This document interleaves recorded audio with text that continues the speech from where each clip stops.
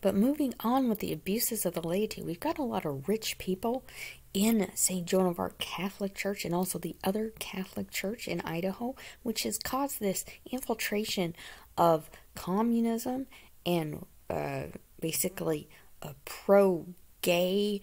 There's transvestite cross-dressers now in Idaho, and you've got to wonder, where did the Catholic Church go wrong? We know the state has messed up laws, but it's really the Catholic Church that is the light of the world, and they are the role model for the state and for the people.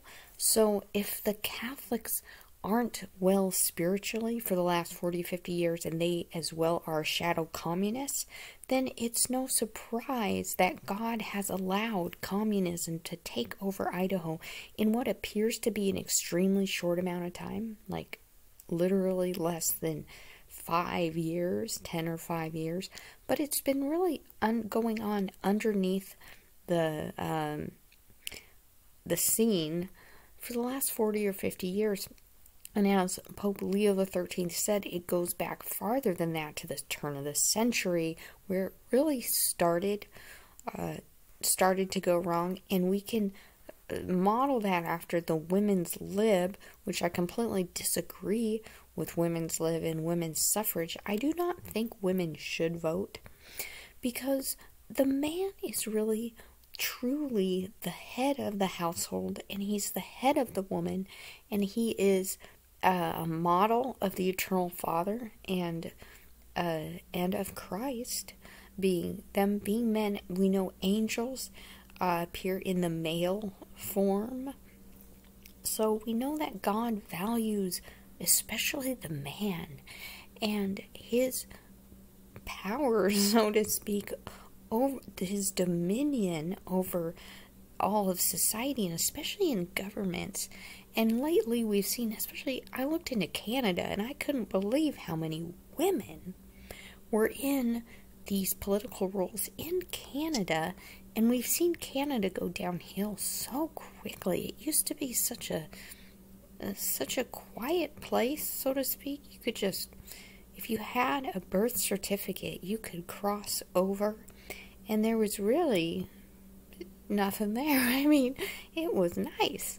And now you've got Canada harassing its own citizens so much, and you've got all the errors of communism entered very quickly. You've got people losing their kids in custody battles and all this child, hoax, child abuse accusations coming from the government, especially if you're a Christian. And that's true in America, and the priests like to cover it up, and they like to annul everything and kind of write it off. But God does not write things off. That's why we have to do penance for our final judgment. And that's one thing I was saying about Father Gordon. He really thinks he's already been saved, and he's very arrogant. If you talk to him and try to tell him that there's priests in hell, he doesn't want to hear it, and he just basically lords himself over you. Well, I'm a priest, and that's really the worst, one of the worst attitudes you can have, because the priest is the servant of the people, not the Lord of the people. And Christ is the model, having suffered and died and dropped every last blood for the people, not caring about his reputation or his possessions, which he had a tunic, which was taken away. But these priests have so much wealth, and they'll tell you they don't. And that's the crazy thing, is they're completely brainwashed, and they've been brainwashed, the people, to become like them.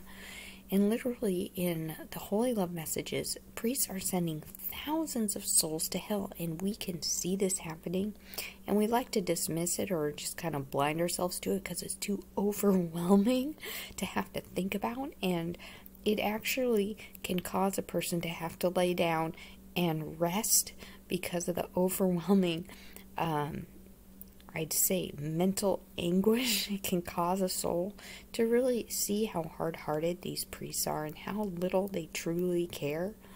and especially under the cloak of traditional Catholicism. But he really doesn't care about his own soul, thinking he's already saved, and that's a sin of presumption.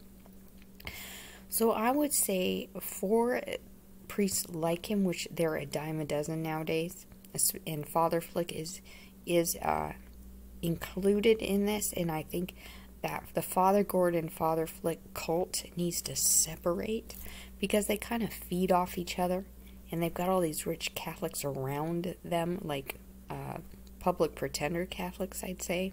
People who like to talk the talk, walk the walk, and wear a lot of nice clothes, but there's really an empty hole inside, and that's the people they want to be around.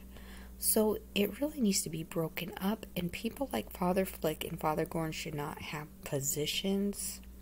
They really need discipline, and they need to be away from the temptation, so they would really need to be placed somewhere, I would say isolated, where they can work on their own soul and not have the temptation of all these public pretender Catholics that they want to stick themselves to immediately and basically drive the world to you know where.